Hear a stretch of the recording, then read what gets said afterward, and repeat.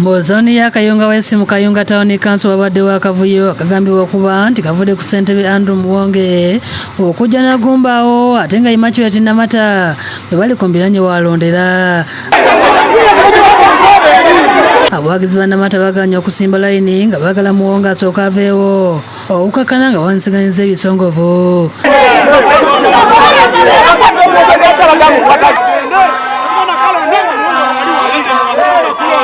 Muwonge abadde akalubye godo okwamuka ekifo kino aludde eddaaki nadde busukka kkubo oluvannyuma lwa poliisi okubadde nekkakkanya obujagalalo okujja.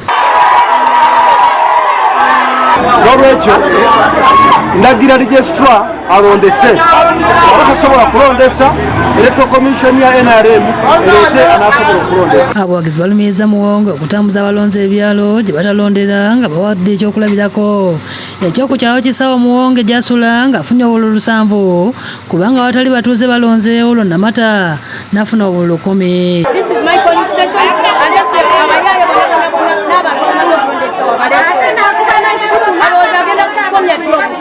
Olukano lwa ssente w'NRM e Kayunga lulimu abantu bana okuli ssentebe Andrew Muwonge, kansala Immaculate Namata, munnamawulire Samuel Mugambe ne Boniface Musi.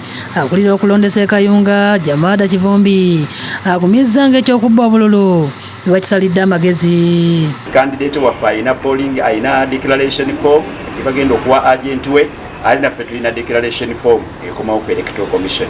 Tetwataddemu excess twataddemu zimala. Rakai abalonzi b'ekyanze nga bawakanya enkola ey'okusoma amannya ebadde ereeteddwa kyokka nga bala bagiwagira nti kubanga waliwo abadde basombye abalonzi abatali ba mu kitundu omuli n'abayizi b'amasomero nga baagala okubasala ensawo.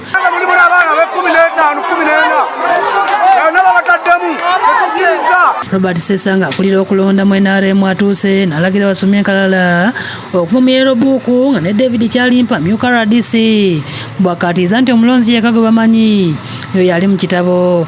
Twabagamba bakoleki balina okusoma register bakoleki bakome so that we can cause free and fair election. Abamu ku bavuganya okukiikira Rakai Town Council ku district kuliko Omar Sebulinde ne Nakafero Nowe abagumiza abalonzi.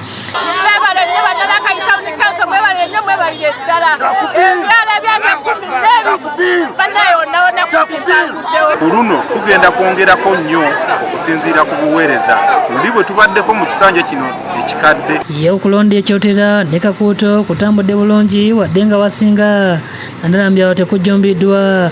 Ebbugumu liwadde ekifo kya ssentebe wa district ekivuganyizibwako Peter Saasira ne Haji Moses Lubega Kiwalyanga oluvannyuma lwa ssentebe wa district aliyo Patrick Kintu Kisekulo okuva mu lwokaano ku kyalo by'erima wesi okulonda kuluddewo okutandika olw'enjuyi zonna okutandikira mu kwevumaavuma n'okulwanagana nga bawakanya ekyokwesa Yellow Book.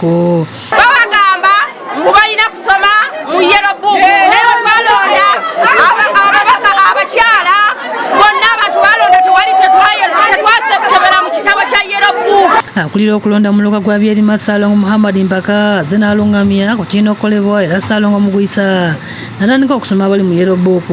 Tali mu Yellow Book takirizibwa kulonda era ligesi erina okusomwa nga abatuuze bonna weebali. Kyokka ng'agenda mu maaso n'okusoma ate waliwo ekibinja ky'abawagizi ab'omu ku beesimbyewo abazza walonderwa ate olutalo ne luddamu okukoya. Abasirikale okuva ku poliisi y'e Nakatongo bayitiddwa okuzza embeera mu nteeko. Haji Kiwalyanga ono yawanguddewo abawagizi ne bajaganya.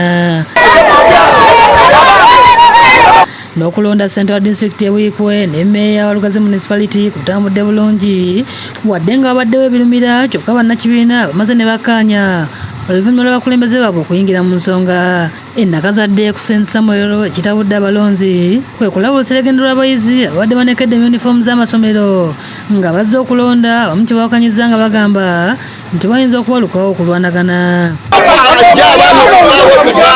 Abaana abajja okusoma abaleese mu kalulu